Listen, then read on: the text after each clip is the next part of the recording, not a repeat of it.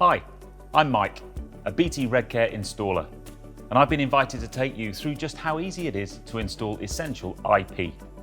So what do you get? There's an insert which gives you an overview of the configuration menu and the Wi-Fi signal strength display, and 2 stickers for your customer's property to let everyone know it's protected by Redcare. And then there's the hardware. An aerial, some sticky mounting pads, and of course, the alarm signalling unit. Essential IP is a single path system that uses the customer's broadband or network to connect to the Redcare platform and signal your alarms to the ARC. Essential IP can be wired to your customer's router or network switch. You can also use the customer's Wi-Fi network for an easier install. Let's take a closer look at the unit. It has minus and plus power input terminals, which are located between the terminals marked 1 to 4 and 5 to 8 for the alarm pin inputs. Minus is the 0 volt connection and plus is the positive 12 volt connection. The programming or menu navigation buttons are here. You'll notice the up arrow also doubles as a WPS button. And serial connections, ground transmit and receive, labelled TXB and RXA, are here. You'll find the outputs under comms and func. And dial capture is here. If you plan to connect the alarm signalling unit to the customer's Wi-Fi, the aerial attaches here, top right. Or if you're going to connect it using an Ethernet cable, the Ethernet connection port labelled ETH is here. Essential IP is simple to set up. Before you get cracking, it's always best to do a pre-installation survey. If you're planning to connect the device using Wi-Fi, check the strength of the signal where you intend to fit it. The unit is set up by default to use the wired connection. To start, connect the Ethernet cable from your customer's broadband or network into the Ethernet port labelled ETH. It's set up to work dynamically, but can be programmed for a static IP address using the onboard programming menu. Alternatively, if you're going to use Wi-Fi, connect the aerial to the unit. You'll hear a little click when it's in properly.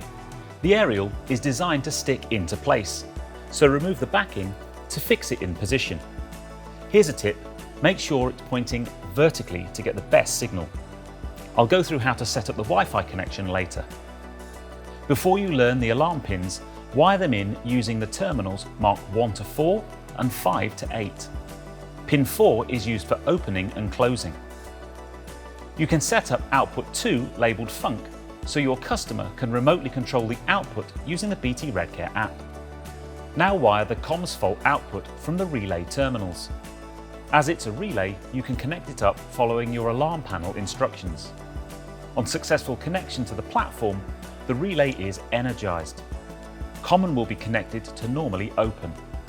It will automatically switch on an IP path failure when common will be connected to normally closed.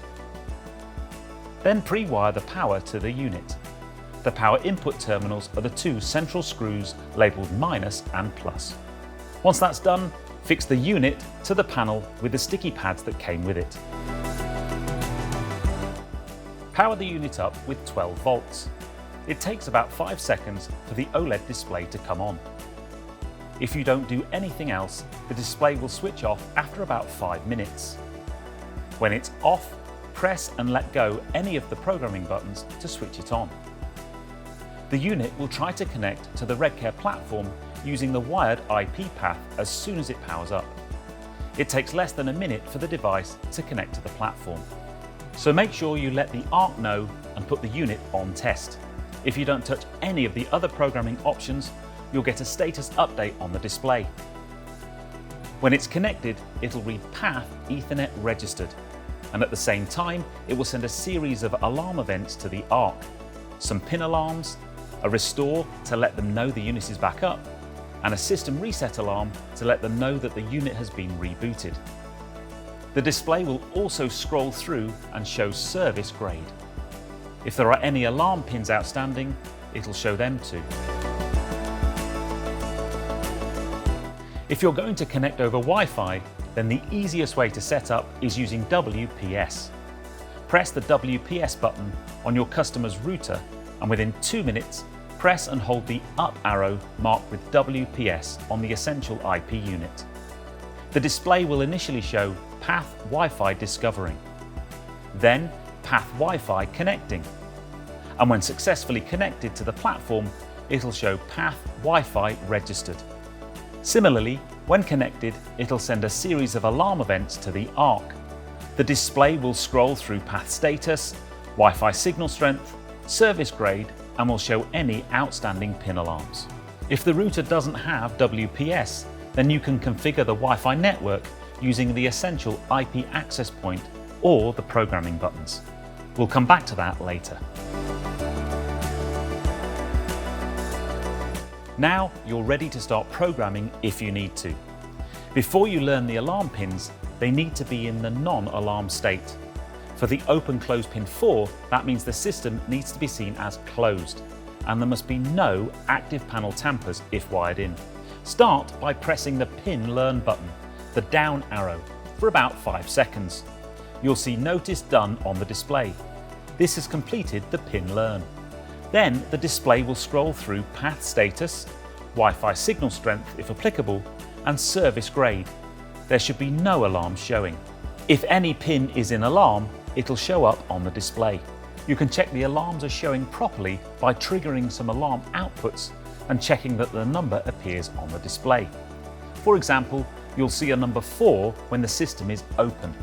You can invert any pins in the programming menu or by using the app.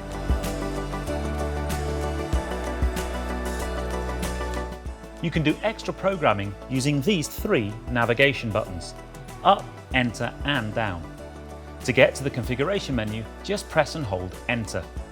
When the display shows configuration, press it again and you'll see the first menu option. There are 6 main menu options: inputs, output type, network, serial panel type, diagnostics, and restore defaults. Use these navigation buttons to get to the menu option you want, then press enter to explore the categories within this menu. Once you've found the option that you want to change, press enter. You'll see an asterisk on the display. This means you've entered edit mode. Just use the navigation buttons to get to the setting you're looking for. So for example, you can change the trigger input state of pin 4 from active high, positive applied, to active low, positive removed. Press and hold enter to get to the configuration menu. Press enter to get to inputs, and then press it again to get to pin learn. Next, press down to get to input sense, then press enter for input sense 1 high. Then keep pressing the down arrow until you get to input sense 4 high. Press enter to enter edit mode. You'll see an asterisk appear. Then press the up arrow to change to input sense 4 low. To save your settings, press and hold enter until Notice Save is displayed. To get back to the main configuration menu, so you can get to other menus, press the down arrow until back is displayed. Then press enter. This will take you to input sense. Then press the down arrow until back is displayed, followed by enter. This takes you back to the inputs menu, which you can navigate using the programming buttons. You can leave edit mode without saving changes by holding the down arrow for 5 seconds. This will take you back to the item in the menu you were editing. To leave programming completely without saving changes, press the up arrow for 5 seconds. Then you can set up the Wi-Fi connection using your mobile phone or tablet. To turn on the Essential IP access point, press and hold enter until configuration is displayed. Then press enter again. From the input menu, press the down arrow until diagnostics appears. Press enter again. Web server / access point will be displayed, which is disabled by default. Press enter to enter edit mode. Press the down arrow to select enabled, and then press and hold to save the change. Now go to the Wi-Fi settings on your phone or tablet and select the network that starts Redcare, followed by the last 4 digits of your unit's serial number. Select this network, then enter the unique device password, and it'll take you to the web server login. If you're not taken straight to this page, then open your browser and go to 192.168.111.111. This should take you to the web server login page, where you can sign in as an installer and set up the Wi-Fi connection. Once you're in, go to the network menu and enter the customer's SSID and password. If you don't have a smart device, you can set up a Wi-Fi connection using the Essential IP's programming buttons. Press and hold Enter to get to the configuration menu. Press Enter again and inputs will appear on the display. Press the down arrow until Network appears. Press Enter again and ETH/Wi-Fi Ethernet will appear. Press Enter again and you'll see an asterisk, meaning you've entered edit mode. Use the down arrow to change Ethernet to Wi-Fi. Hold Enter until Notice Saved is displayed before returning to ETH/Wi-Fi. Press the down arrow until you see Wi-Fi search. Press and hold Enter to start this network scan. Scanning will display while the device looks for available networks. When it's done, this will change to Wi-Fi search completed. Press the down arrow to access Wi-Fi list. This shows all the available networks and their signal strength. Next, press Enter to go into edit mode. You'll see an asterisk appear. Use the up and the down arrows to scroll through the options, then select the customer's Wi-Fi network by pressing and holding Enter. Notice Saved will appear. Then the customer's network will appear selected under the Wi-Fi list. Use the down arrow to get to Wi-Fi passcode. Press Enter, the edit asterisk appears, and use the navigation buttons to enter the code, then press and hold Enter again to save it. To exit the menu, press and hold the up arrow. This will take you back to the scrolling status display. The display will show path Wi-Fi connecting for a moment, then path Wi-Fi registered when it's connected. Once again, it'll send a series of alarm events to the ARC once it's up and running. There are 2 more features you need to know about: dial capture and serial. There's a dial capture feature built into the unit. To use it, connect the alarm panel digi to the connectors marked dial cap. Dial capture acts as a phone line and accepts the digi dialing out. You don't need to do any programming on the actual unit, but you'll need to program the panel with a dummy ARC phone number and choose the signaling protocol. If there are any issues, you can easily spot them by connecting a test phone or listening device to the dial capture inputs.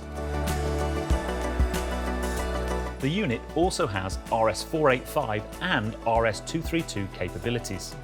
There are ground, transmit and receive connectors here at the top right of the unit.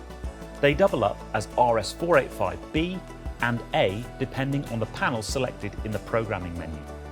To set this up, go to the configuration menu and pick the panel serial type to change the terminals to either RS485 or RS232.